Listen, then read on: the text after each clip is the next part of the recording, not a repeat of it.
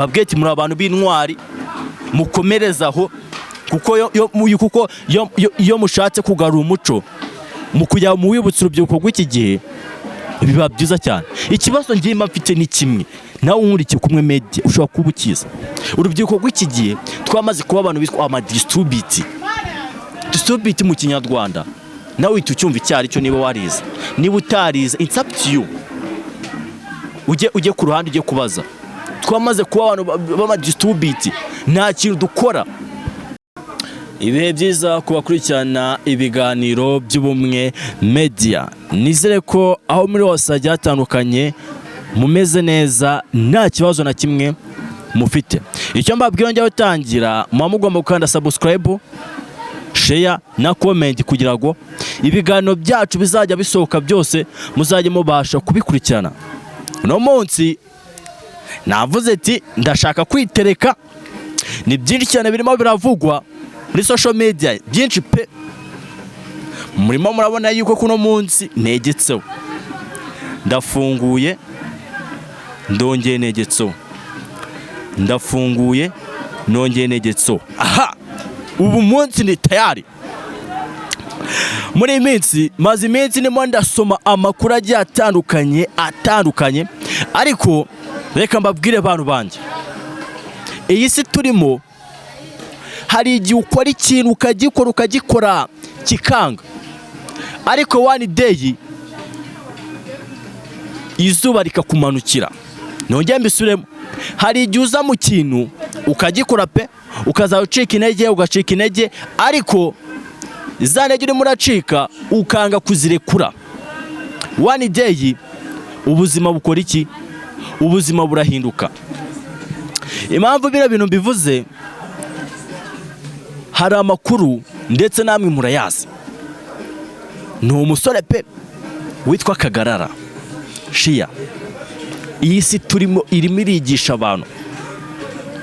Ino nkuru nge yarantangaje. Nari maze iminsi niherere mu gihugu cya Kongo pe, nuko ndaza namazeho iminsi 5 ngeze hano imbere mu gihugu. Singiye kuri social media zacu nsanga abantu bose bapostinze umuntu witwa Kagarara. Bonye uko bamupostinze nibaze se uno musore yakoze iki. Ndasoma pe nsanga umujene ngo yakoze ibitangaza, ariko aza guhura n'umusore ngo urenze pe witwa Ashton. Ase bino byo kugeza n'ubu bino bintu ndi kwibaza byagenze ute. Ubu tuvugana Kagarara ari muri Cameroon. Kagarara byagenze ute? Byagenze ute? Jewe uno muji ngenda ndamuzi atari yagafata cyangwa ubuzima bwe buhinduke. Ndamuzi pe, yarari umuntu uraho ngaho horagwana n'ubuzima, avuga ati se ubu buzima ndimo buzageraho buhinduke. Yarihirinze bikomeye, ariko igihe tugezemo 2027 ubuzima bwe burahindutse. Izuba ryarahindutse, inyenyeri yaramumanukiye, ya nyenyeri yakagumukara yahindutse umweru. Impamvu bino bintu mbivuga, imba ngirago nawe ukurikiye ikiganiro ntuzigere ucika intege. Ese ubu tuvuga ntago aherereye ku mugabane w'Uburayi, ntago araherereye se kubeki, ntago yigeze acika intege. Murebe kunagana uriya muji, ariko reba ngirago ntago afite nk'imyaka, ntago arengeje nk'imyaka 23. Mu myaka 20 niyo afite. Ntagahita nibaza se wowe unkurikiye wowe musore ku myaka 19 ugacika intege, urumva ubuzima uzigera ubushobora?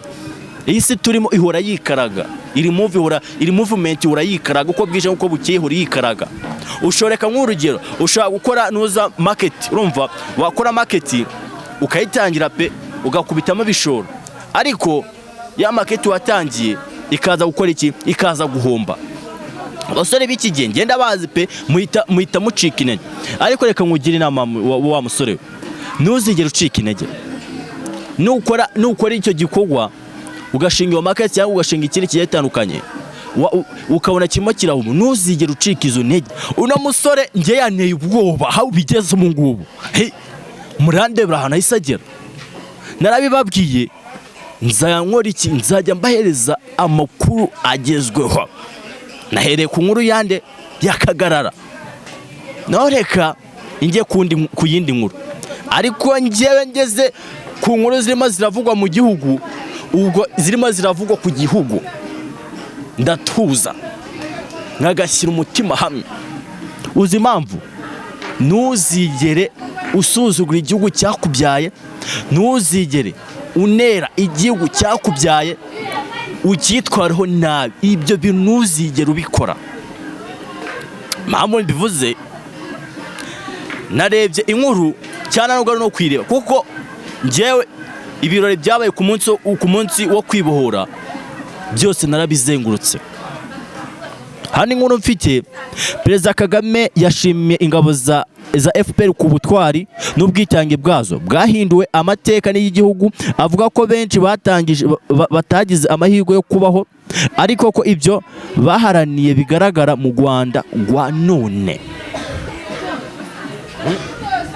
Reka nkubwize ukuri, ibintu yavuze nibyo pe, ndabizi wowe nkurikiye. Ibintu nyakubahwa Perezida Paul Kagame yavuze uzi yuko ari ukuri. Njya ndeba amateka ya kera nkakareba igihugu cyacu ukuntu cyari kimeze mbere yo kwa Habyarimana atari yajyaho, Bona umutwe atari yajyaho, abo bose bajoja Kayibanda bose batari bajyaho. U Rwanda rwari rw'amata n'ubuki, ubwo ndi kuvuga mu bwami bwacu hari ubwari bw'amata n'ubuki tubayeho neza. Ariko nyuma y'uko ubwami buvuyeho hajeho ikintu cyitwa kuyoborwa n'abaperezida. Twayobowe n'abaperezida bagiye batandukanye, ariko inkuru ngiye nisomeye ngo ubuyobozi bwa Habyarimana bujyaho ngo hajemo amacakubiri menshi cyane. Urumva? Hajemo amacakubiri menshi cyane.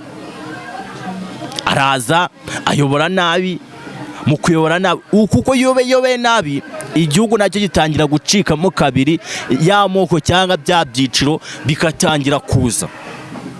Yaraje arayobora pe, mu kuyobora ayobora nabi. No haturutse iki? Haturutse jenoside ishyirwa mu bikorwa 94.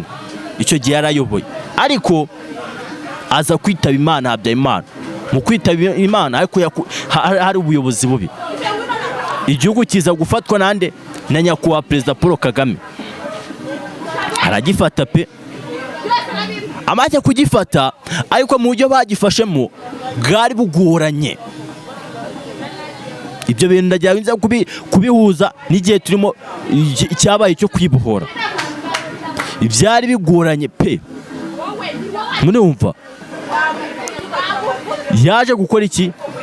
Nyuma y'uko hari kuba jenoside mu gihugu, nuko aza kubimenya, kuko yari afite n'igisirikare gikomeye, nuko aza kugihuriza hamwe, aza gutabara igihugu cy'amata n'ubuki, igihugu cyatubyaye. Ahageze akora igishoboka icyo ari cyo cyose kugira ngo igihugu cyari kiri hasi, cyari mu bucura burindi, kugira ngo yongere akizamure. Arakizamura, aragifata, azamura idarapo. Murumva? Akivana mu mwijima agishyira mu mucyo. Ibi dusomye nibyo yivugiye. Igihugu cyarafashwe, ngo tuvugana ni cy'amata n'ubuki. Kwibohora kunshuro 32. Kubera iki? Nuko dufite ubuyobozi bwiza n'imyitwarire myiza. Impamvu bino bintu mbivuze, nagerageje kuzenguruka ku munsi wo kwibohora uduce tugiye dutandukanye. Aho nageze nsanga bakoze ibirori, ndetse no mu miryango igiye itandukanye nsanga bakoze ibirori. Ndavuga ati ibintu birashimije pe, birashimishije. Wa muco wa kera baracyarimo gushaka kugarura, ariko nubwo harimo benshi badashaka kugarura. Mpamvu se baho urugero, abakera ntabwo bambaraga imyenda igera hasi. Ubu ngubu saba iki gihe bari kwambara ute? Barimo barambara utumini, bakambara ikaruso gusa. Bo ntabwo ari umuco. impamvu mbivuze hariho nagiye nca nkakabona wa muco wa kera barimo barifuza kugarura, hariho bagabuye ibigori, hariho batanze imitsima, ibyo byose n'imishera, ibyo batangiye nyine wa muco wa kera bakirimo barawibutsa urubyiruko rw'iki gihe. Murumva barakirimo kuwibutsa urubyiruko rw'iki gihe, apana urwa kera rw'iki gihe, kugira ngo bigende neza. Bashimire pe, babwiye ati muri abantu b'intwari, mukomerezaho, kuko iyo mushatse kugarura umuco mu kujya mu wibutsa urubyiruko rw'iki gihe biba byiza cyane. Ikibazo ngiye mfite ni kimwe, nawe unkurikiye kumwe media ushobora kuba ukiza. Urubyiruko rw'iki gihe twamaze kuba abantu bitwa amadistribute. Distribute mu Kinyarwanda nawe uhita ucyumva icyari cyo niba warize, niba utarize it's up to you. Ujye ku ruhande ujye kubaza. Twamaze kuba abantu b'amadistribute, nta kintu dukora kuya cya gihugu cyacu cya kera cyongera gikomeze gutyo, wa muco wa kera wongera ugumeho. Ibyo bintu byabananiye, mwongere muhurize hamwe. Ibintu binagaza nibi, aho urubyiruko rw'iki gihe aho kugira ngo rugire urukundo, ahubwo barimo baragirana amashyari. Hari umujamanzi yagendanaga n'urubyiruko, mana ari mu rubyiruko, si bamurogesheje supaguro se? Bamurogesheje supaguro, ubu ngubu yarapfuye. Kubera iki? Kubera ishyari. Urubyiruko rw'iki gihe mureke ikintu cyitwa ishyari, kuko ishyari ririca. Ishyari, ndeka nk'urugero, nshobora kuba ngewe iwacu turi abakire, iwanyu muri abakene. Urumva mwaba muri abakene, tukazaba tugenda ngenda umwana wo mu bakire, n'ukunda ubwo buzima ndimo, ukumva warababaye, ukibaza se n'ukubera iki bari abakire ngiye nkakaba ndi umukene. Nyine ubwo buzima bukakubabaza nyine tu. Ariko ubwo buzima bwakubabaje, urumva, iyo bwakubabaje no hazamo ugwango, no hakazamo ikintu cyitwa ishyari. Ishyari ikaba riravutse, ugatangira kumutega, ugatangira kumutera bya byuma, ugatangira kumushyiramo za supaguro, ugatangira gushyira bwa burozi ukabushyira mu mafungo arimo arafata. Urubyiruko rw'iki gihe ibyo bintu tubireke. Nureka icyambe, nureka ishyari, iyo waretse ishyari ibintu byose biba byagenze neza. Urukundo ruraza rukongera rugasabana mu bantu, nyine tugasabana, umuco wa kera ukongera ukagaruka. Wa muco ngiye ikintu nkunda, iyo turebye mu 2009 kangahe, wasangaga abamama, abapapa, abana, nyine urubyiruko, ibyiciro byose bahurira ahantu hamwe. Ibaze aho, urumva, ibaze aho wajyaga, neka nk'urugero, ugasanga wenda ufite uruzinduko mu mujyi wa Kigali, aho urwo ruzinduko ugiye mu mujyi wa Kigali, wagera mu nzira utari wahagera, urumva, ugahura n'ikibazo cyangwa imvura ikamanuka ikagwa, ariko ukajya kugama. Icyo gihe ahantu wageraga, umuryango wageraga aho ari wo wese ukugama, bagwaga karibu, bakakubaza icyo bakwakiriza, urumva, mbese bakakwitaho nk'umwana wabo, urumva, bakakwitaho nk'umwana wabo.